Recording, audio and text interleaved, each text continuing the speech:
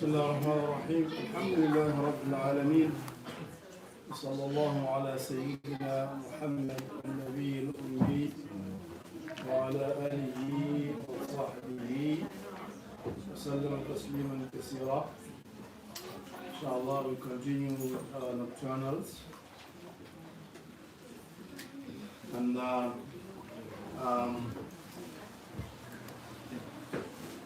as we discussed yesterday, looking at the Surah Bakar as a whole, we said that it follows the sequence of Islam, of Iman, and then Islam and Ihsan. Iman being the internal actions,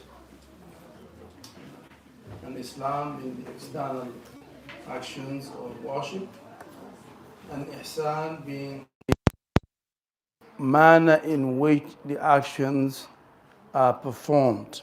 And you can look at it also in a different way. Iman as the foundation. If you're going to build something, you first put the foundation down. So practicing Islam, the outward worship, without Iman, the inward, is like building a house without a foundation. So it's going to fall and crumble. So Islam, Iman is the foundation. That's why we start with Iman.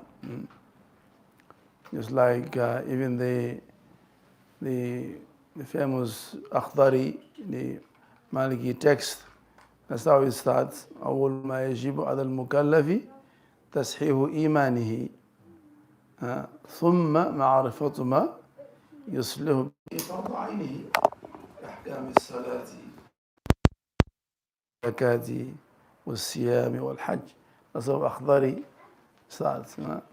The first thing that is binding on an adult, mukallaf, is to correct your Iman. So Iman is the foundation. And then Islam is built on top of that. Like prayer, this is called Islam. Prayer, fasting, charity, going for Hajj, pilgrimage and Umrah. All that is part of Islam. So Baqarah is built, the surah itself, it starts with Iman. It talks about Iman through many ayahs, through many stories. And then it switches over into Islam. Talks about fasting, and then goes into Hajj, and then goes into Zakat, and other aspects, and Salah. Then it switches over into Ihsan. So Ihsan is like the crowning, or like the roof of a house. So you build the foundation down, you build the walls up, and you crown all of that, both Iman and both the inward and outward, with the roof, which is the crown. That's like Ihsan. That's character, the way you do things. So you can look at everything in this way. So Iman is the inward. Another imagery God uses in the Quran is a plant. When you plant when you plant the seed, first the seed has to be buried inside the earth. It has to be hidden. And then when it's hidden, when it's away from the sight of people, then it begins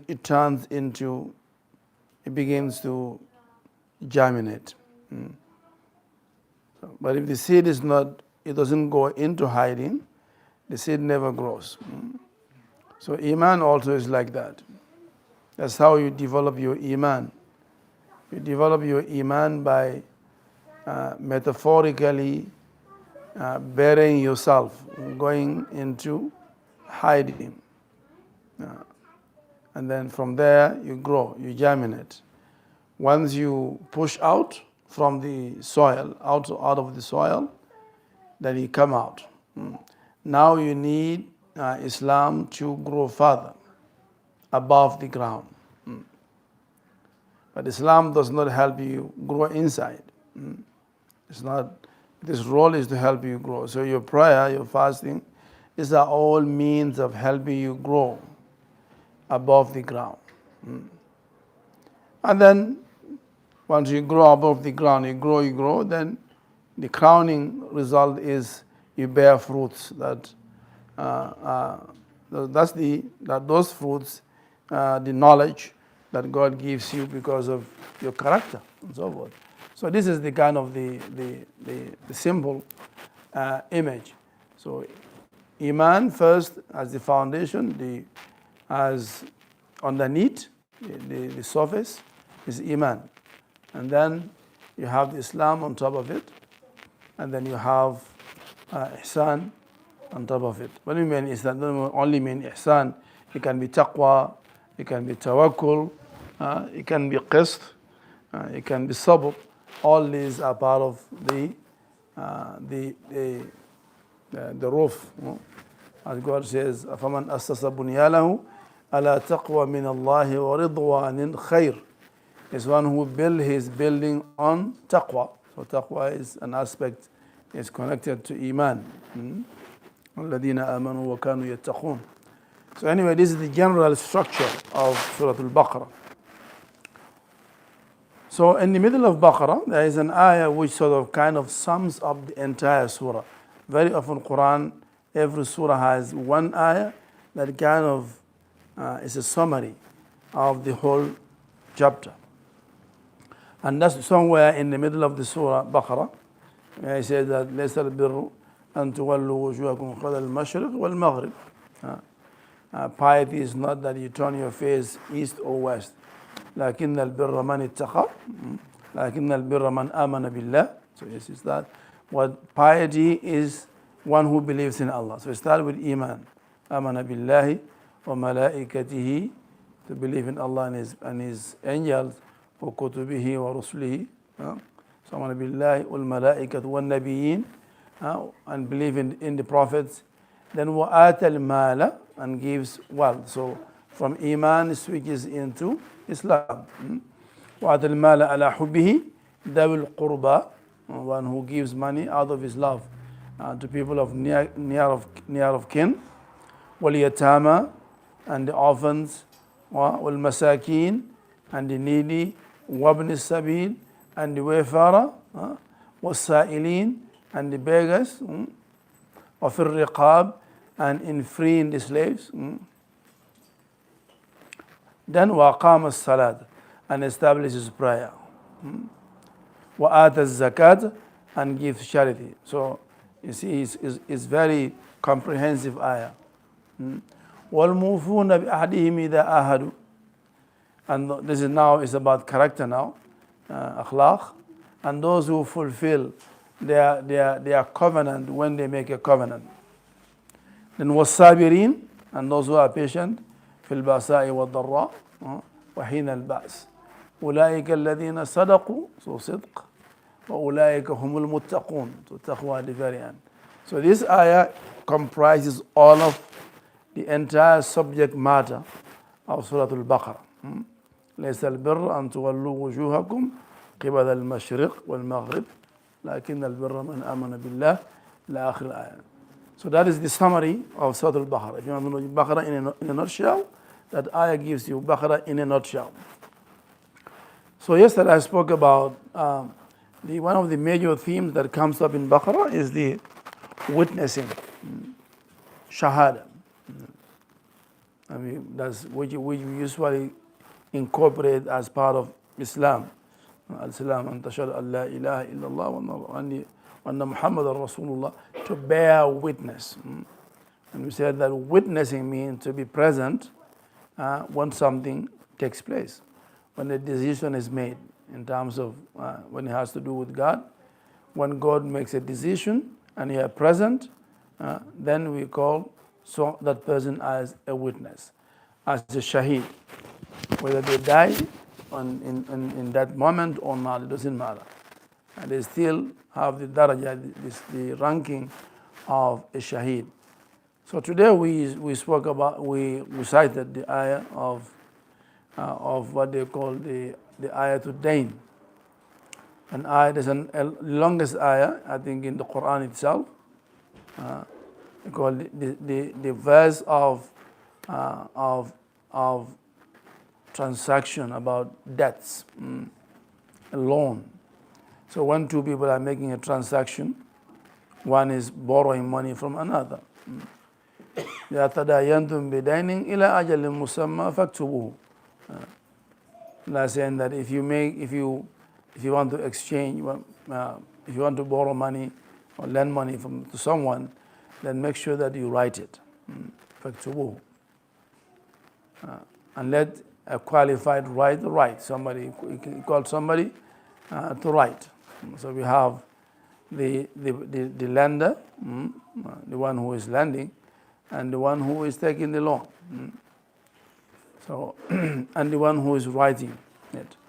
But the one who is taking the loan is the one who dictates the terms. I mean, that dictates what is going to be written, saying that I so and so, I hereby witness that, I hereby bear, I hereby testify that I owe so and so this much money, and I'm going to. So anyway, so the person who is taking the loan is the one who dictates. Right? وإن كان الذي عليه الحق سفيها أو ضعيفا. But if the one who is taking the loan is either mentally incapable or somehow has some type of weakness, then let the one who is his custodian or somebody who is in charge of him, let that person dictate. And he says, and let two men, but the word men here, it doesn't have a biological term. It's not gender. It's a station. The station of being a witness. So I said that الرجال قوامون القيام. So al-qawwam huwa shahid.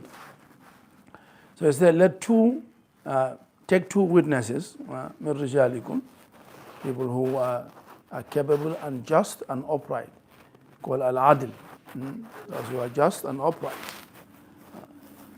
And if you cannot find them, then take two, فرجلان وامرأتان, let there be two women and one man to witness.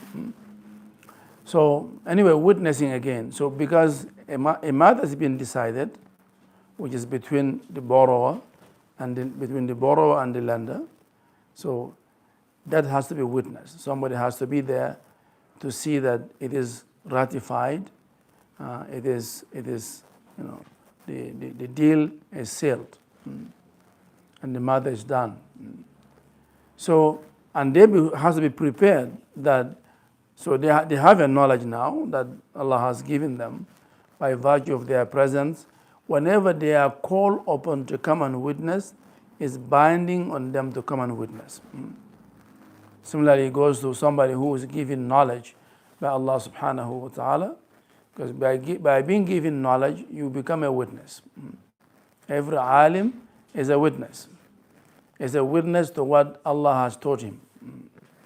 So when you are called upon to witness, meaning that to bring forth your knowledge, is not a matter of choice for you, it's a matter of obligation.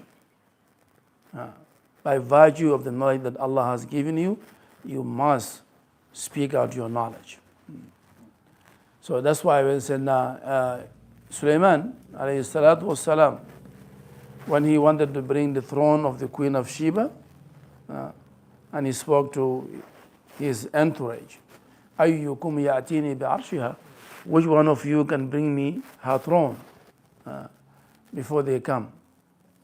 So there's a Siddiq and a Shaheed in the crowd. One was a Siddiq, so Allah has given him Sidq, and it's binding for him that Sidq, whenever is needed, that he offers it, he provides it. It's not a matter of choice.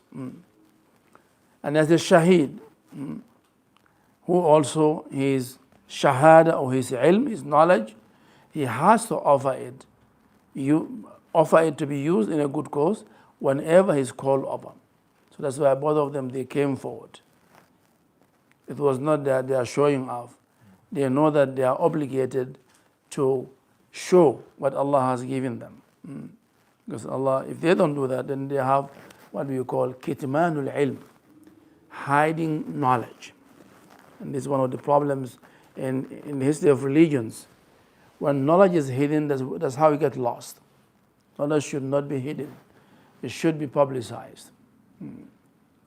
When it's hidden, over time, it's going to be lost. Allah has often discussed that with regards to Bani Israel, because they used to hide the Torah to the point that many parts of Torah got lost, got forgotten, because when knowledge is hidden, it's going to get lost. So those who have knowledge should come forward and should not hide their knowledge.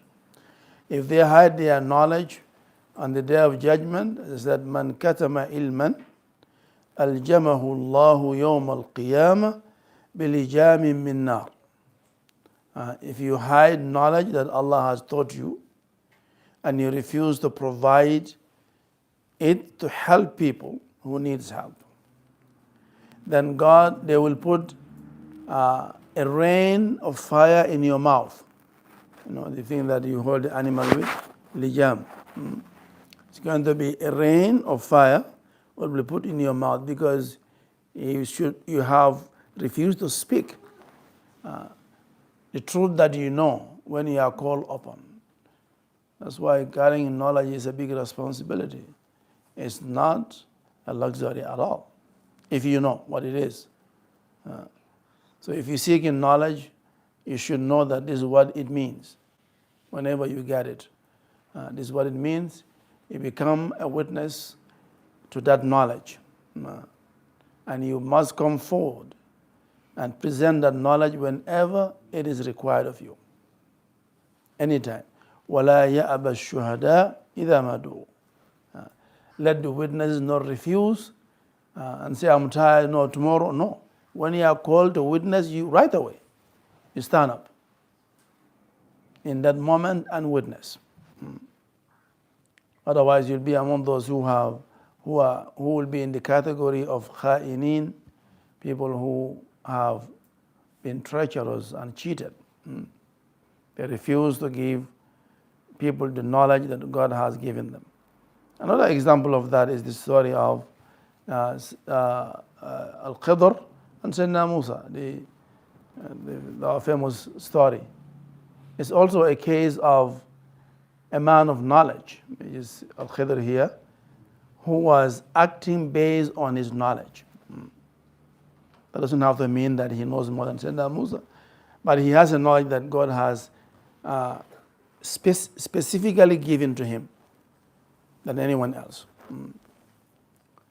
And Sayyidina Musa wanted to know that specific knowledge, not all knowledge, whatever has been given to him. And based on that, he was acting based on that knowledge.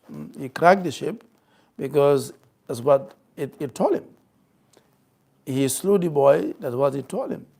And he raised the wall based on the same thing. All this we can see that he was acting for the benefit of people who need his knowledge. The miskin who need his knowledge. The weak parents who were oppressed by their own child needed his help. And the two orphans who are still minor and their world is getting lost, so they also need his help. So he used his knowledge to help those who need help. And worse than all of that is a man of knowledge who goes and support people of wrong with his knowledge. That's the worst. It's worse than even those who hide their knowledge. To put your knowledge at the service of oppressors, of tyrants, and of dictators, that's worse than all of them. Those are the first people that God will deal with on the day of judgment. So having knowledge is a witnessing, is a witness. وَمَا شَهِدْنَا إِلَّا بِمَا عَلِمْنَا. We only witness to what we know. So Baqarah, that's one of the major themes of Baqarah, and it continues into Surah Ali Imran. Inshallah ta'ala, we'll continue with that topic of knowledge and witnessing, and the importance of seeking knowledge, and the responsibility that comes along with having knowledge. أقول قولي هذا أستغفر الله لنفسي ولكم.